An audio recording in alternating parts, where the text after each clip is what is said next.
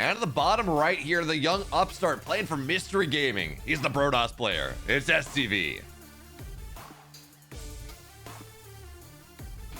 And up here at the top left-hand side of the map, we have the red Terran player. He is Oliveira.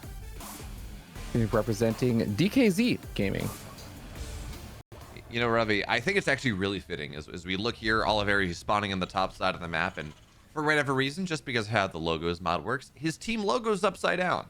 And I think that's fitting because not only is the team logo upside down, the entire format of this group stage is upside down. Oliveira here in round 5, and you know, you talk about, okay, if this isn't the context of this series, of this group stage, Oliveira's, we would expect maybe SCV takes the map, but Oliveira played a best of 3 against a Protoss player yesterday against Denami.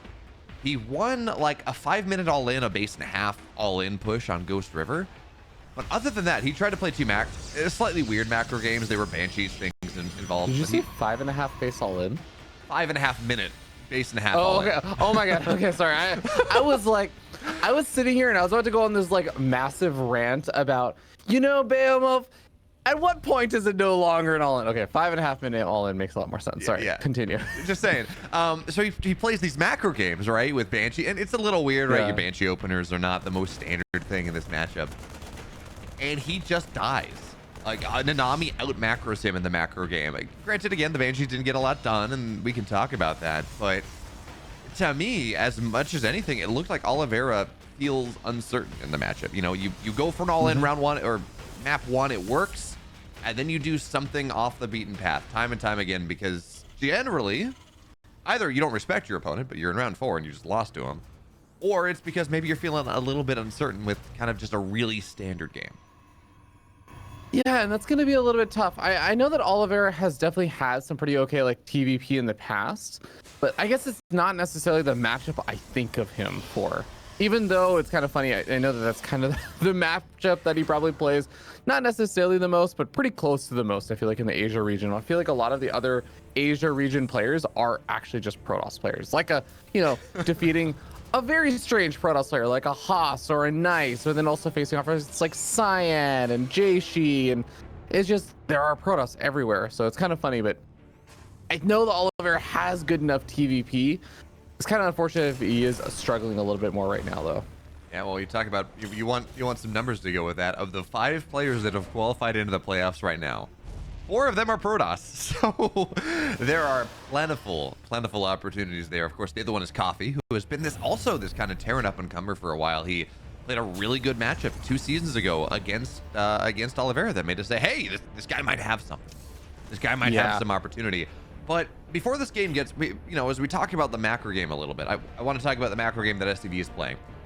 He's opening Stargate, which is something that is really not popular in the region, right? He's gone Phoenix first. He's going to go Phoenix into Colossus here, but generally, we're seeing a lot of Protoss players maybe open Charge, generally open Blink in the Asia region, go for just very heavy mass expand builds. But SCV kind of playing his cards a little bit more close to the chest here in game number 1. Yeah, I think you kind of alluded to this also, just the Phoenix Colossus style being very, very common to do if you're going for this kind of setup and everything. And I think this has been relatively popular still, I would say, like outside of Asia at least. And it can do very, very well against these kind of Widowmine drops as long as you're on point, you're in position. But this is a fascinating decision. Is he trying to do this like ultimate bait play where he burrows the Widowmines, then uses the medevac to try and bait the Phoenix to chase him, and then kills the Phoenix with him? Absolutely. I mean, he saw the Phoenix early on. The first Phoenix was SCV ran onto the other side of the map and tried to make something happen. So yeah, I love this. Oliveira's boosting. He's like, come on, dude, let's go, chase me down, let's do this thing. And SCV is falling right into the, I don't know if he's gonna fall into the trap. He may see the Widowmines in time and respawn. I was going straight for it. Oh, nope, never mind. Oh my god, that was so sick. I really thought with the changes they made to Widowmine, so you have the tracers on top of it, your units are under attack notification. I really thought that there was no way that was gonna work. But instead, here's the thing, like, you have to remember, Phoenix move quickly. It's almost like the faster you move, the faster you run straight into the Widowmines. And it's kind of like you have less reaction time in a weird way. The Widowmine still takes just as long to lock on, but you're so deep into the Widowmine's target range by the time you actually notice. I think it's actually a little bit scary and hard to even try to react and pull away in time. I mean, at the end of the day, it means that 3 Phoenix are dead, 1 takes a ton of damage, and that actually takes a lot of power out of this army. As a Protoss player, you're playing Phoenix Colossus, your entire job is to pretty much not lose a unit in the early game, right? Because every unit, everything you're building is tech. You don't have a lot of gateways. In fact, I think, what are we looking at right now? Yeah, it's 2 gates. It's a 2-gate expand out of SCV. Every single unit you're making is so important to defend against the early aggression coming out of the Terran players. So losing 3 Phoenix like that, you lose so much tempo on the map. But luckily for SCV here, while Oliveira, he's going to have Stimwell time. It's going to be done right around like that 7-minute mark or so, 7:30.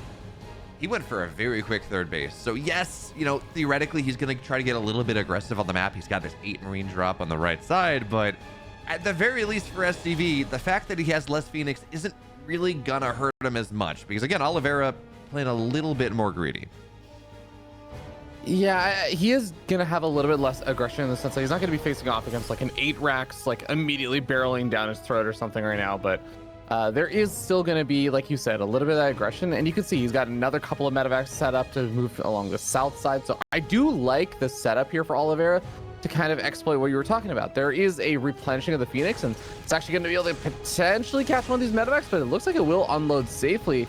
SCV not entirely noticing in time to actually jump in and punish that super quickly, but that means that the double medevacs to the south side of the map are going to have an opportunity, and there's a second Colossus now popping on out. There's a very real chance that Oliveira could jump in on that army.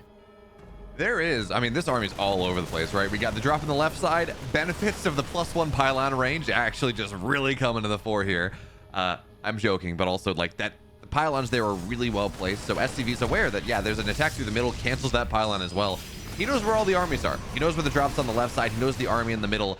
That means he can consolidate things because, again, he knows everything is now getting ready to collapse on the third base, but double shutdown on the Colossus right now, and this is just a surround from Oliveira. What you gonna do? Shield battery overcharge is nice. 1 Colossus is dead. Immortal's gonna fall down. Phoenix were just not positioned somehow, but now the Colossus is here, and despite this feeling pretty rough and a Colossus falling down, the first defense from SCV is not all that bad. Despite, again, the Phoenix being out of position, the Colossus getting shut down, it pretty much was a single Colossus that died. Well, I guess an Immortal died too. Given how that started for Oliveira, that was a solid defense from SCV. Yeah, I think it seemed like Oliveira maybe felt like he had the DPS actually go through the shield battery overcharge, but not just killing the shield battery. Seems like it really ended up backfiring over there. And you can see over here that the Colossus are still staying alive. The Phoenix are also tanking shots from those Vikings. A lot of Zealots and stuff go down, but at the end of the day, SCV is probably happy losing those units if he's going to lose anything. Obviously, having the 4th base delayed and canceled and everything over there is going to suck a little bit for SCV. I think it's maybe where some of the supply dip is for him, but he's been able to keep alive a lot of his tech units. He killed off so much of the kind of army value there for Oliveira. I think SCV is going to be feeling pretty decent about how this went so far. Yeah, I mean, it's wild though. I've been tracking just how aggressively we see these these Asian Protoss players expand. We saw it yesterday with Nanami and Firefly, and every once in a while they take one good fight and they take like 5 bases, and it's really, really cool. Oliveira's the one doing that in this game, as the Phoenix will fall. His 4th base is ahead of the Protoss player. This aggression that he's going for, while, you know, somewhat committed, he did commit the Raven to it, did all of that. He had a 4th base on the way behind this. Like, you don't see Terran players get this economically aggressive in PvT. It just feels too hard to defend. It really just seems more that the Terran players to say, look, we got mules, we're gonna get aggressive off this, we're gonna then eventually expand. But SCV, he's behind the Terran in economy in a 10-minute game where there's really only been one big interaction. That's really not, despite how everything has gone, that's really not where the Protoss player wants to be. Yeah, I think that's going to definitely be the biggest problem for him. And the fact that Oliveira is still also getting up. He managed to do this transitions everything into Ghosts. He got up his Viking count during the kind of hiatus where both players had backed off from each other. I think that is going to be very, very difficult for SCV to actually deal with. So the Ghosts are going to be able to easily deal with just a small number of Archons that are on the map. The Viking count is more than healthy enough to actually deal with just 3 Colossus.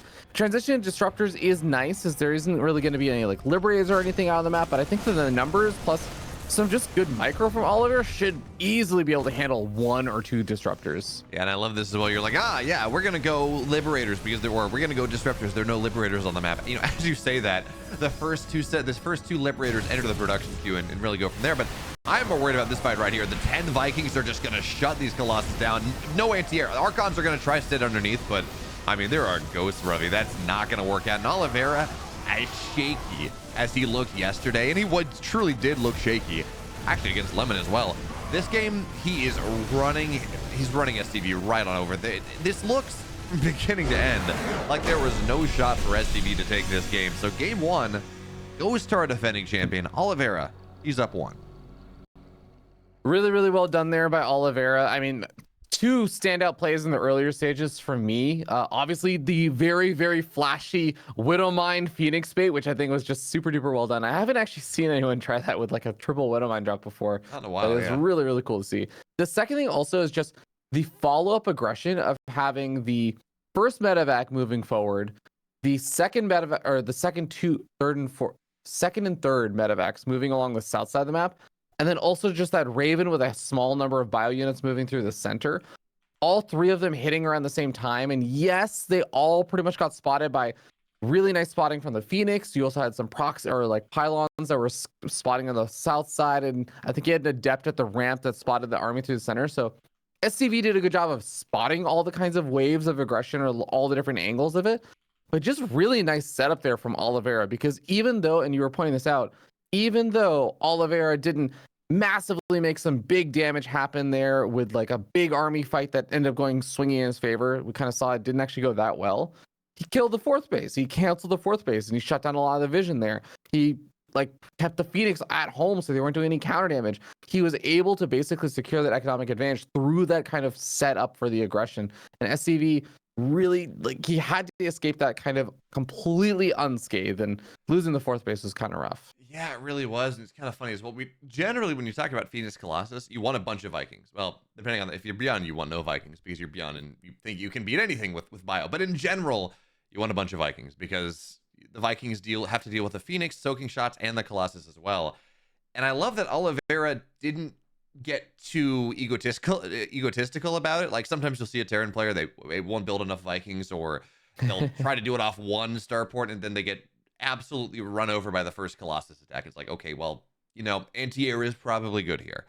Oliveira slapped the second starport down. He played greedy behind it. He crossed his eyes, he dotted his T's, he didn't go for some weird banshee something. He just said, no, I'm gonna play the most standard. Actually, that's not even standard because he played so greedily.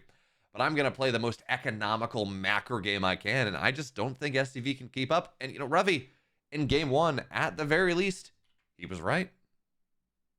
Yeah, we're gonna get ready to move into game number 2 and see if our Protoss player can turn things around, or if our reigning world champion will continue on forward with a 2-0 into the playoffs. And in the bottom left, he's playing for Mystery Gaming, looking to take us to game 3 to showcase just exactly what he can do. It's SCV.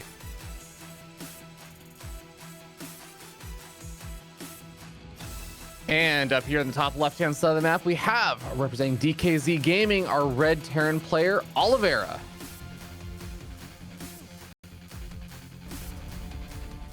He's sitting at that comfortable 1-0 lead, and yeah, this is final round. This is also the nice thing about today. I mean, it's not nice for the players, but it's nice for us. It's really simple. Any players who win today are advancing to the playoffs. Any players who lose today are knocked out of the tournament. There's no more group stage finessing and saying, oh, well, this player, they've earned themselves 1 victory, which is going to put them closer to advancing, or like this player lost, but they're not out of it. It's just really simple. If you win, you move forward. If you lose, you're dead. You know, today really is the best part of the Swiss. Like, Swiss stage is cool, right? Because winners play each other. You get theoretically more parity in each round, especially as the rounds go on. But yeah, everything's on the line here. You win, you move on. You lose, you go home. It is truly my favorite day of the Swiss stage. And you know, the fact that we got 12 best of 3s here, we just get so much StarCraft. We get to start, of course, with this storyline. Like, SCV's been playing well. Oliveira has not been playing up to snuff. And there were questions going into today about, would this be the first playoffs in a long, long time where Oliveira Time, as he was known back in the day, is not in the playoffs. Well, Ravi, as much as that would be a really cool story, and it's hard to root against Oliveira, right? He's just got such a good story. But if you're looking for something different, the way Oliveira played game 1 is telling you, it's like, yeah, I messed around, I tried some things, but when when tire goes to rubber, or whatever the idiom is, because I'm not a smart man, whatever the idiom is, he's there and he's ready to go, and he can turn it on when needs be. Now, he is absolutely able to turn on. Like you said, we saw a really good showing casing of what he's capable of in that first game. Second game, he is going to be still going for that kind of barracks command center factory setup. So kind of like that very, very typical kind of setup for a Terran player. He's going to be opening up with the Cyclone this game, not like immediately adding on a reactor, not going for the kind of same Widow Mines drop style. So SCV is also going to be mixing things up. So it's a mix up on both sides. Neither one of these players are playing the same thing as last game, which I don't mind at all. No, but I gotta say though, I'm a bit surprised to see it be a Twilight opener on this map in particular. Amphion, there's no good access point to the main base for Blink Stalkers. And you can like do a double blink past the mineral wall and then up, and it's not great. It can be very easily punished. And there's also a bunch of effective dead airspace, right? As this Adept is gonna go in, try to get the 50% mule is gonna knock that down, but Cyclone will kill in response. Not really worth it as a trade. So there's not a lot of good access points for Blink Stalkers. Not really. And on top of that, because of those walls in the middle, it's effectively a map with a ton of dead airspace. So that makes it very droppable from a Terran. We might see Oliveira, well, in this case, we're seeing Widowmine drop on the way, adding an additional barracks, just again getting that 6-ish minute stim timing, maybe going for something a little bit later. But point being, there's a lot of dead airspace that is really useful for a Terran player to drop through. There's not a lot of space for Blink Stalkers to really get a lot done. Of all the maps, it really does surprise me that we see a Blink Stalker opener on Amphion. Yeah, I'm kind of with you there in the sense that I do like this map actually for Phoenix play because of all the things that you were talking about. I think it helps deal with the dead airspace and those medevacs and everything. But I also don't mind it too much in the form of like a defensive Blink Stalker opening. And then it's not necessarily about trying to do the 2 or 4 gate aggression where you're blinking up into the main base and getting tons of damage done, but doing it a little bit defensively to deal with drops, which is the most unfortunate move out timing for these Stalkers for the main base that were so perfectly situated to deal with the drop. And Oliveira just waiting a few seconds is actually throwing off SCV's timing with these Stalkers. Oh no, that's so unfortunate. I mean, in fairness, right, there's so much space behind the mineral line that, yeah, even if they were well positioned, they weren't going to hit it. Not until he actually dives in. And it looks like SCV just wants to shut down scouting. Knock this Reaper down. Unfortunately, though, Oliveira is very much on top of things.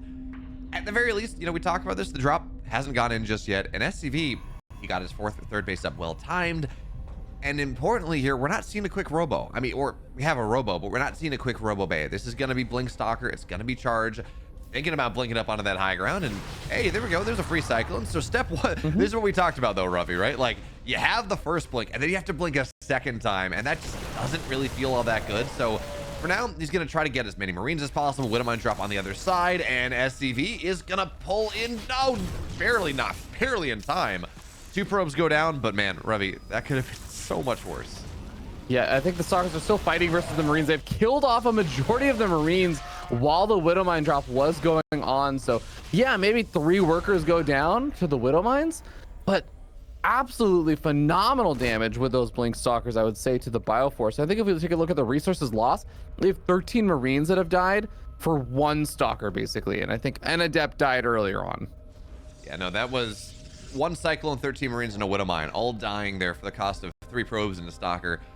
You take that. As a Protoss player, you're very happy about that one. Now, the one thing I will say is that if you look at the observer positioning from SCV, he's got an observer in his main base. That doesn't really scout you all that much, especially when you could have an observer a little bit further out, let you know that these drops are arriving. Reaper tries to dive in, not going to get a lot done. This drop in the main base. Now there's 3 medevacs here. Widowmine is going to try to burrow up as well. Stalkers have to blink away from this. Shot goes down. Widowmine, well, it's going to get something. Medevac falls here as well. Importantly, though, all this bio is going to shut down +1. This +1 charge lot idea, this +1 Colossus idea is this Widowmine is going to get another. Oh, God, that's a massive shot. And yeah, the first hit from SCV was really nice. Oliveira not getting a ton done. Canceling +1 like this into this aggressive option out of SCV or even just defensive option as Oliveira tries to move out across the map more. All of a sudden, he's widened his window to do damage. Yeah, things are looking a lot stronger for him, especially after having lost a bunch of those bio units earlier on to the Stalker aggression. I think SCV actually was having a good start there, but being able to find the +1 weapons, being able to force all these Stalkers back home, taking decent-ish trades with, like you were saying, the Widow Mine attack, or even just some of the bio trades versus those early Stalkers was not bad at all for Oliveira. And he's going to try and move around over here. If he could have shut down the 4th base right there, that would have been really massive, because that's coming down on the bottom right-hand side. It's nearly halfway done. There's not really anything that was defending it, but Oliveira is going to catch wind of the location of it. A little bit too late to actually shut that down. I think that now SCV has had enough time to get warp-ins to actually deal with that.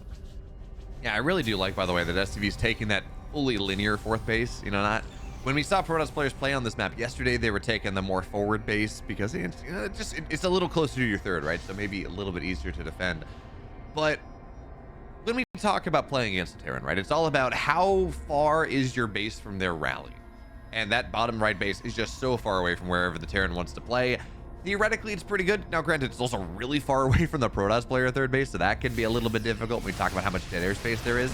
Regardless, Oliveira, big army on the right side. SCV has to defend this, and what this is doing, as we see what Oliveira's getting set up for this, he's queuing up drops into the natural into the 3rd base. He's getting himself ready for these 2 attacks, and those Widow Mine shots, Ravi, to start here, those Widow Mines are massive. A little bit of a Bioforce on this left-hand side. Gonna be able to find a Colossus potentially. Is there a shield battery for it to run back to? Doesn't look like it. Robo not gonna be making anything more. This Colossus is also gonna end up falling as the Viking is able to secure that final little bit of damage. A couple of the gateways gain depowered. Robo also gets depower. I want to note this was a single Robo opening here, so no Colossus production. Gonna be able to make use of that thermal lance finishing up. And now probes are starting to fall over here. Oliveira is finding some pretty substantial damage at the end of this attack. Yeah, Oliveira set up the pins and then just knocked them right down. He knew how to play his opponent like a fiddle. Move on the right side. That position is so... That's actually really just a key marker of a lot of these new maps. Your 4th base is so far away from your 3rd. You talk about post-youth. Your 3rd base is so far away from your natural. It becomes very hard to defend. So SCV has to extend himself on the right side to make sure his 4th base doesn't go down. And in doing so, unless your army splits are really good, these counterattacks up the middle, these drops into the main base, they're so far away that they are really hard to rotate to properly. And Oliveira, knowing that, got himself set up perfectly for it. So now, Oliveira, he's got 1-1. There are no upgrades for SCV because the Forge going down earlier. No Colossus in this army. The Widow Mine shots, again, they're going to go massive here, despite the radius nerf. And at this point, Oliveira, he may not be able to run through this because, yeah, it's a decent amount of gateway units at the moment. He's up 3 upgrades, Ravi. He's got the Widow Mines. Ghosts are on the way. There's no 5th base on the way for SCV because, hey, you know, there's a Widow Mine right there. The world's Oliveira's oyster. The universe is Oliveira's oyster. SCV, I don't know what he's supposed to do right now. It's looking pretty rough. It really is, and there's just the fact that it's just gateway units right now. It's unupgraded gateway units with a single Colossus there. Shield battery is not going to be able to heal through this kind of damage output. You see that Oliveira is just continuing to barrel on forward. Zealots try and buy time, but they disappear very, very quickly, and so does the front line there for SCV. All